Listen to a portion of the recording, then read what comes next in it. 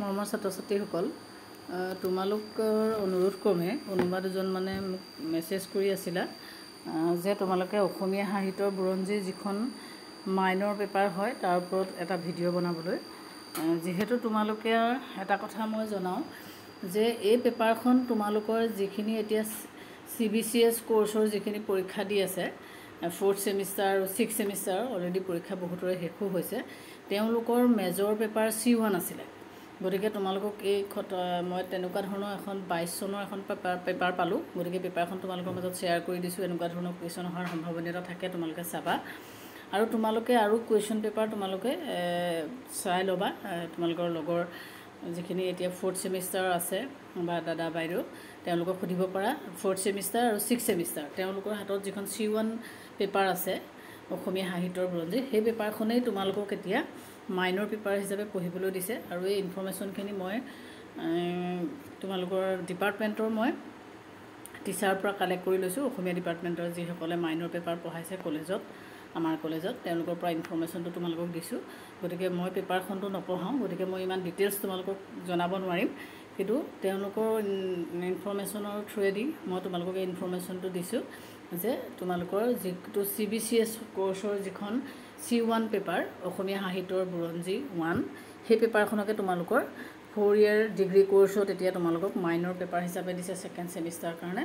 গতিকে question paper model চাবৰ কাৰণে তোমালোকে পেপাৰখিনি সেই C1 পেপাৰ কালেক্ট কৰিব পাৰা। মই 22 চনৰ দিছোঁ, তেনেকৈ তোমালোকে 23 চনৰ বা 21 চনৰ তেনেকৈ কালেক্ট কৰি ল'বা যিখিনি পোৱা। বা এখন পেপাৰো যথেষ্ট, এনেকৈ 8টা তোমালোকৰ 1 নম্বৰীয়া কুৱেশ্যন আহিব। কুৱেশ্যনবোৰ তোমালোকে দেখিছাই। অসমীয়া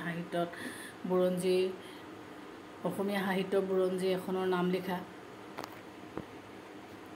চিকন সৰিয়হৰ গীত কোন শ্ৰেণীৰ মালিতা, শূন্য পুৰাণ কাৰ ৰচনা, হৰিবৰ বিপ্ৰ কোন যুগৰ কবি। গতিকে এই কথাখিনিতো মই ডিটেইলছ নাজানিম, তোমালোকক উত্তৰ দিয়াৰ আৰু মোৰ সামৰ্থ্য নাই। কিন্তু তোমালোকে কোৱাৰ কাৰণে মই পেপাৰখন টিচাৰৰ লগত কনচাল্ট কৰি তোমালোকৰ মাজত পেপাৰখন শ্বেয়াৰ কৰি দিছোঁ। তোমালোকে এনেকুৱা ধৰণে পঢ়িবা।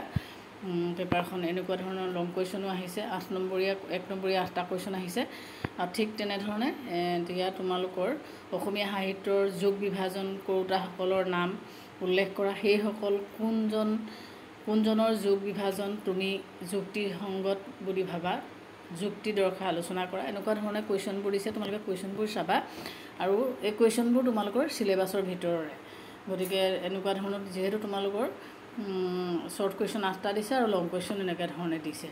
আৰু বাকী তলত তোমালোকৰ চমু টোকা লিখিবলৈ দিছে। চমু টোকাটো কিন্তু তোমালোকৰ 8 নম্বৰকৈ আহিছে। গতিকে সেইকাৰণে তোমালোকে চাই ল'বা কুৱেশ্যনটো প্ৰতিটো ইউনিটৰ পৰা কেনেকুৱা ধৰণে আহিছে। আৰু যিহেতু তোমালোকৰ যিখন কিতাপ, তোমালোকে যদি অলৰেডি কোনোবা কিতাপ লোৱাও নাই, অসমীয়া সাহিত্যৰ বুৰঞ্জী এখন কিতাপ, এখন পঢ়িবা। আৰু ইয়াৰ যিখন চিলেবাছ দিয়া আছে, চিলেবাছখিনি বাৰু ময়ো আগত ডিছকাছ কৰিছিলোঁ মই আগৰ ভিডিঅ'ত। তোমালোকৰ যিহেতু 4টা ইউনিট আছে, 80 মাৰ্কছৰ তোমালোকে ৰিটেন দিব লাগিব, 20 মাৰ্কছৰ ইণ্টাৰনেল এছেছমেণ্ট বা সেইখিনি অলৰেডি তোমালোকৰ চাগে হৈ গৈছে এতিয়া।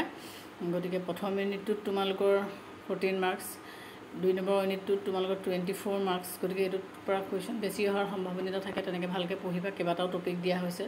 3 নম্বৰ ইউনিটটোৰ পৰা 18 মাৰ্কছ আৰু 4 নম্বৰটোৰ পৰা 24 মাৰ্কছ আছে। এনেকৈ 80 মাৰ্কছ ডিভাইড কৰি দিছে।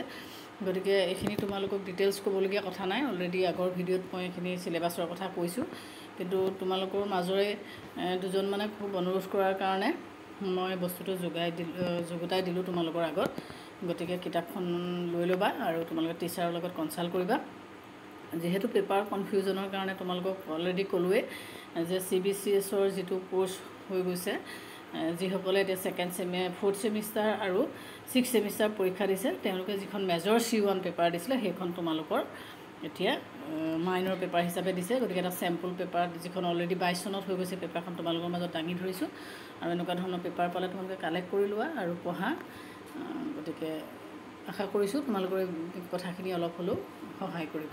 ধন্যবাদ।